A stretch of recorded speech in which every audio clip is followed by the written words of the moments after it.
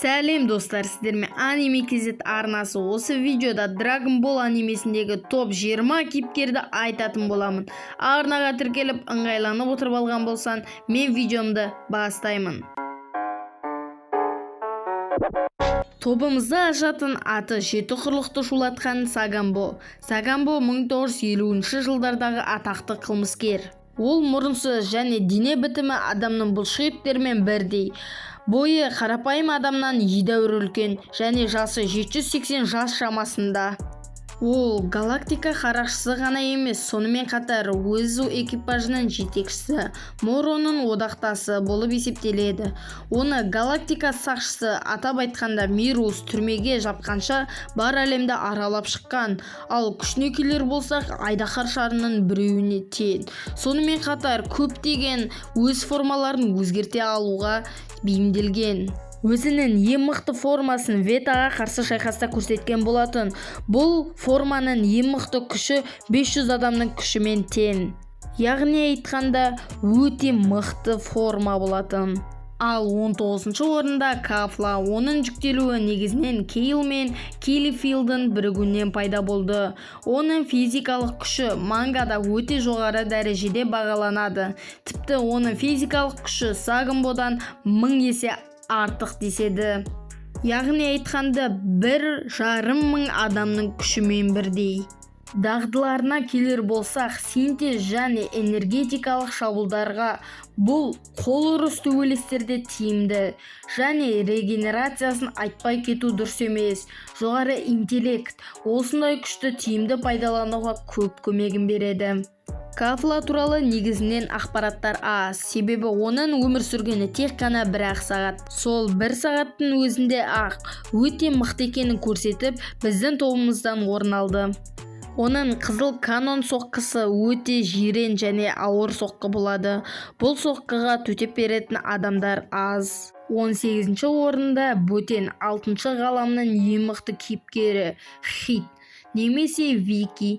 1000 жылдан астам өмір сүрген бұл кейіпкердің күші анау-мынау айтқанда емес, өте мықты. Ұшу және манипуляциясы бұл күштің тек бір бөлігі.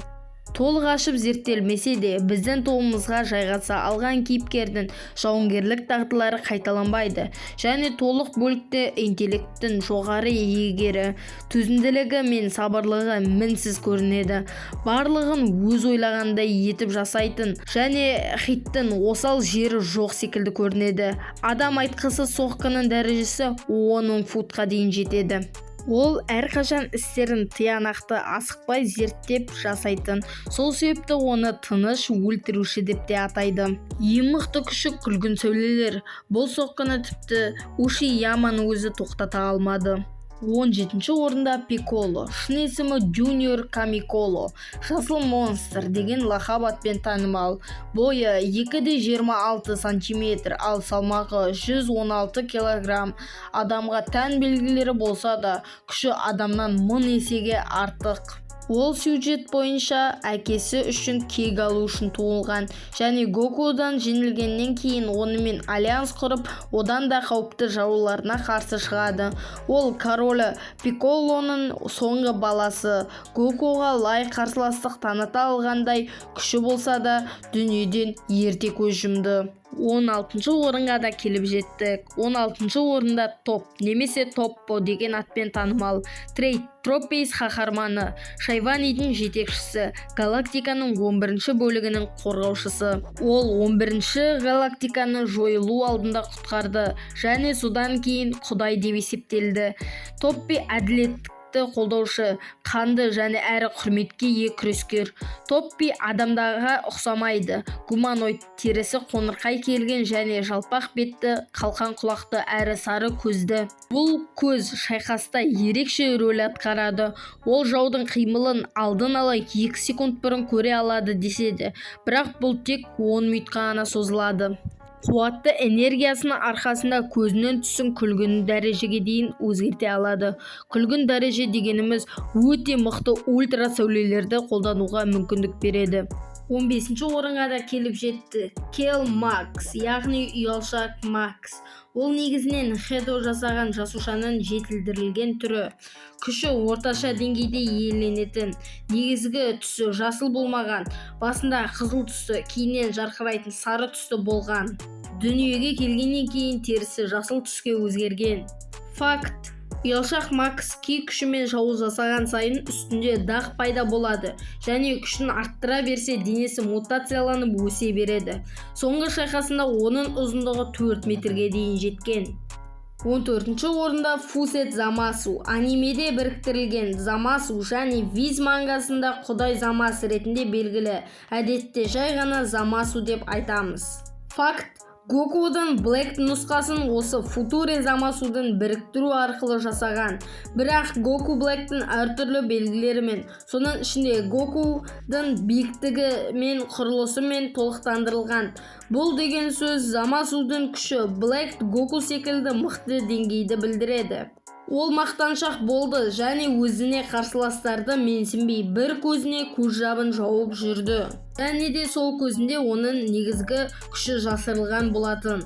Шайқас кезінде оған анықтап қарасаңыз, бір жағы күлгін, бір жағы жасыл түске енгенін байқайсыз. Оның біріктірілген денесі теңгерімсіз араласқан кезде оның жартылай өлмейтін денесі зақымдануды дұрыс емдеу үшін күресіп жатқанда, оның денесі зақымдалған бөліктерді күлгін және шаршы затқа айналдырады.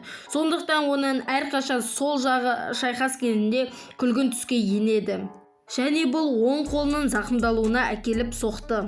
13-ші орында Моро. Планета жегіз десек те қателеспейміз. Ол Моро коррупциясының сиқыршысы әрі жетекшісі. Күші S деңгейіндегі бұл сиқыршының дене бітімі ерекше. Басындағы мүйізінен бастап ұзынғы ақ сақалына дейін ерекшеленеді. Негізгі күші бұрынғы ғасырлардың ең мықтысы болған деседі. Тіпті 10 миллион жыл бұрын әлемдегі қауіп төндірген сиқыршы болған. Кейіннен галактика сақшыларына ұсталып антагонист болып кеткен. Пайдаланатын сиқырлар әртүрлі. Бір қалыпты сиқыр пайдаланбаған. Сондықтан оған қарсы күресу өте қиын. Айта кететін жайт, мангада оның сиқырлы күші шекесіндегі асыл тасты арқасында болса, анимеде ол тас көрсетілмеген. Және ерекше сиқырының арқасында өзіне келген соққыларды оңай тоқтатады. 12-ші орында Гохан. Жарты тұқымды Саян және Драгон Бол анимесінің көрнекті кейіпкерлерінің бірі. Гокудың үлкен ұлы, оның әкесінен айырмашылығы ол тамаша ғалым және соғысуға құмарлығы жоқ. Тек жақындарына қауіп төнген кезде ғана күреседі. Соған қарамастан оның өмірінің көп бөлігі жерді қорғаумен өтті. Оның күші ұйықтап жатқанда тереңдетіледі. Сол кезде толқындарға дейін бұруға көмек береді. Әкесіне қатты ұқсағандықтан оны тіпті Гокудың егізі деп те айтады. 11-ші орында Ханзада Вегета. Бір кездері қатыгез салқын қанды жауынгер және тікелей өлтіруші болған. Бірақ та жердің бейбіт өмірі үшін Фриза күштеріндегі орнын тастады. Ол жер мен отбасысын қорғау үшін және Гокудан асып түсу үшін 7-ші универсияның ең күшті жауынгерлеріне қарсы бірге бір шайқасты. Ол ерекше сабырлық пен жоғары интеллекттің арқасында тобымыздың орта тұсынан орын алды. Ол қысқа бойлы және көрнекті шашымен ерекшеленеді. Кейіннен бойы мен бұлшық еттерін небәрі 1-2 айда адам сенкізіздей өзгерте алды. Ол өзінің ерекше күші арқылы көптеген жауларын ойсырата жеңді. Тіпті Топпиді де оңай жеңе алды. Топ 10-дығымызға да келіп жеттік. Бұл Броли. 1000 жыл сайын пайда болатын сайын жауынгерлерінің бірі. Вегетадан асып түскеннен кейін ол король Вегета Вампа планетасында қалды. Ол сайындағы ұстамды және қамқор кейіпкер. Шайқаста бар қатыгездігімен көзге түседі. Және ол 10.000 қуатпен дүниеге келген. 3-ші дәрежелі және Какароттың шабуыл добын қолданады. Негізгі күші Вегетамен теңдеседі. Қызықты факт, Вегета мен Броли бірге дүниеге келген және бірдей күш қуат пайдалана алған. Екеуінің арасындағы соңғы шайқас нәтижесінде кішкентай ғана басымдылықпен Вегета жеңіліс табады. Содан бастап Броли Вегетадан мықты деп саналды. Бролиға да басқа сиандар сияқты адамнан тыс күш, сезім, төзімділік, ептілік, жылдамдық, рефлекс және өзінің кейдін пайдалану қабілеттері берілді. 9-шы орында жирен, сұр жирен деген атпен де танымал. Прейд Тропперс тобының ең мықты мүшесі, ерекше құдіретті жаратылыс. Ол көп ғалымда аты шулы адамдардың бірі болып саналады. Ол тіпті әлемді жойылу құдайынан да асып түседі. Ол күш пен әділеттілікке сенетін, сабырлы, намысты күрескер. Ол қандай командада болса да ешқашан командалық жұмысты ойламаған, себебі ешкімге сенбеген және әрқашан жалғыз жүріп жалғыз жұмыс жасайды. Кішіпейілділігіне қарамастан жирен Dragon Ball анимесіндегі 12 ғаламның ішіндегі ең күшті өлі тіршілік иелерінің бірі ретінде қарастырылды.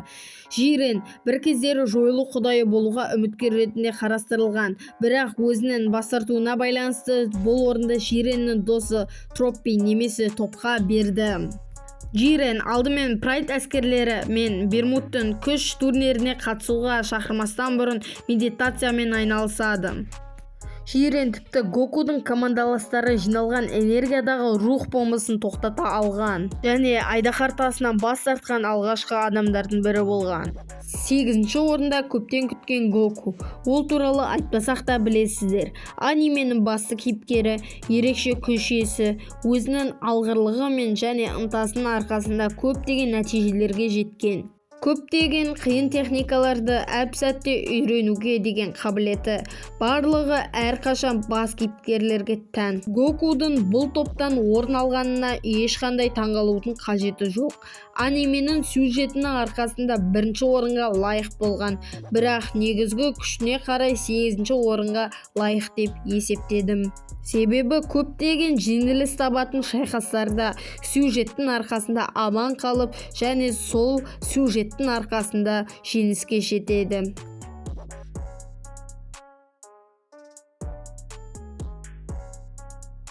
Ерекше күштерін ескермей қалуға да болмайды. Сол себепті біздің топтағы 8-ші орында алды. 7-ші орында Гранола, саяндықтардың жойып жіберген астық тұқымының соңғы тұяғы, хейтерлердің аңшысы, кек алу үшін күштірек бола бастады. Көзі өшпенділікті жайлаған Гранола басты кейіпкерден де асып түсті.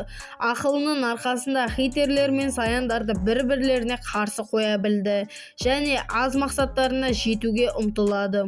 Гоку мен Ветаға қарсы шайқаста оның шеберлігі тіпті жеңілмейтіндей көрсетеді.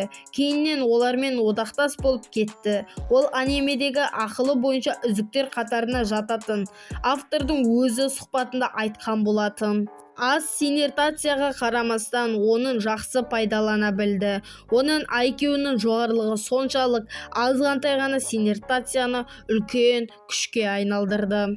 6-шы орында Газ, Граноламен бірге жұмыс жасаған, кейіннен кейтерлердің Ториана жасағына өткен. Ерекше күшке ие, бұл күш ағасы Электтің арқасында. Ол былай болды. Элект Газдың мықты болуын қалады, содан кейін оны шынықтыруды бастады. Қаншама ауыр сынақтардан өтті және осы дәрежеге жетті. Ол Электті қатты құрметтеді. Элек үшін билікті іздеді және хейтерлерді ең үлкен ұйымға айналдыруға тырысты. Ең мықты формасы зомби формасы. Бұл формада барлық денесінің жасушалары күшке мұқтаж болады, яғни көп энергия талап ететін, бірақ өте мықты күш беретін форма. Бұл форманы аяқталғаннан кейін денесі тозып ұзақ уақытқа демалу керек. 5-ші орында Фрейза. Ол Чилиттің ұрпағы, король Колттың кіші ұлы. Жастайынан 7 ғаламның императоры ретінде билікке көтерілді. Ол туылғаннан бастап миға сынымсыз күшке ие болды және өте мықты қатыгездігімен бүкіл әлемді теңдессіз тиран болып көрінетін нағыз жауыз. Ол әрқашан Гоку мен оның одақтастарына қарсы күресті. Әр күрескен сайын күштері арта берді және ерекше деңгейге өте алған топ 5 адамның бірі болып есептеледі. Және оның алтын сауыты көптеген соққыларды оңай қайтара алады. Бүкіл әлемдік билікті қолына ұстай алғысы келген Фрейзи өте өршіл болды. Бірақ та бұл ойлағанына Гоку бастаған жасақ қарсы болды. Және де бірігіп Фрейзиге қарсы шығып, оны тоқтата білді. Фризаның мықты болғаны соншалық, оның ең мықты қорқанысына тіпті Гокудың да шамасы жетпейді. 4-ші орынға да келіп жеттік. 4-ші орында ғалам құдайлары Берус. Ол әлемді жоюшы. Онымен жекпе-жекке түсу дұрыс емес деп Гранола анық айтты. Ал Берустың өзі кез келген жаратылған құдайдың алдында жойылуы тиіс деп есептейді. Қызықты факт: Берус басында кесіртке болған, кейіннен оны мысыққа ұқсатып жасады. Ол ежелгі Египеттің құдайына ұқсатылып жасалған және дәл сондай күш иеленеді. Оның қолындағы алтын білезіктер өте мықты күш береді және оны шексіз ғаламның шоқ жұлдызы етіп көрсететіндей. Нағыз күштің не екенін білетін және көрсете алған ерекше кейіпкер. Күшін жаман жолға салмағанда бүкіл әлемді билеуі мүмкін еді. Өте жылдам және қысқа шабуылдарының арқасында ол өте ұзаққа дейін шыдай алады және де көптеген соққыларды оңай тоқтатады. Өркөкіректік пен мақтаншақтықтың кесірінен көптеген зиян шекті. Ол ешқандай адамды өзіне тең көрмеді және ешқайсысы менсінбеді. Өзін бүкіл әлемнің құдайы деп есептеді. Тіпті Гокуды менсінбеймін деп бүкіл күшін жұмсап жеңіліп қала жаздады. Егерде тез есін жимағанда Гоку жеңіске жетермеді. Осылайша 4-ші орынға Берус жайғасты. 3-ші орынға періштелер, яғни Ангелс. Олардың күштері бір қалыппен жұмыс жасайды. Бар адамзатты қорғау үшін жаралған. Көптеген тәсілдерді меңгерген, ерекше қабілетке ие жандар. Олардың мүшелері ұлы министр, Авамо, Коктейл, Корн, Махита, Маргарита, Мартин, Джаман, Мэр және тағы да басқа. Неге екендігі белгісіз, олар адамдарға тікелей жақсылық жасамайды, яғни өздеріне бастық, қалағандарын істеуге рұқсат етілген. Негізгі күштері белгісіз, айтарлықтай күшті екендері анық. Қолдарындағы аса таяқтардың арқасында әртүрлі планетаның күшін алып жатыр. Ол аса таяғы арқылы қарсыласының соққысын қайтарып және өзіне кері бағыттауға болады. Өте керемет күш иелері бола тұра Гоку мен оның одақтастарына жеңіліп қалды. 2-ші орында ұлы министр, періштелердің бастығы. Негізгі күштерін құпияда сақтайды. Негізінен періште болып есептеледі. Адамдар оларды діни қызметкерлер ретінде таниды. Омни корольдігінде бас діни қызметкер болып істелетін министр адамдарға нағыз күш, қуат пен сиқырды секілді ерекшелік қабілеттерді көрсете өзіне тізе бүктірді. Ол тек қана Зеноға бағынады және де әр келген мейманға жылы көзқарас пен мейірімділік таныта біледі. Осының арқасында Зенодан рахым алып үлкен күшке ие болғады және бүкіл періштелердің бастығы болып тағайындалады. 1-ші орында әрине Зено. Бойы небәрі 1 метрге де жетпейтін кішкентай жат ғаламшарлық. Оның қалай дүниеге келгені белгісіз. Ол бар әлемнің патшасы, оның күші шексіз, мүлдем шаршамайды, демалмайды, ешқандай міні жоқ. Ешқашан жеңілістің дәмін көрмеген, әлем билеушісі болып табылады. Канджи қолдана алатын жалғыз кейіпкер. Оны жеңу мүмкін емес. Бұл мангада анық айтылады. Осымен видеомыздың соңына да келіп жеттік.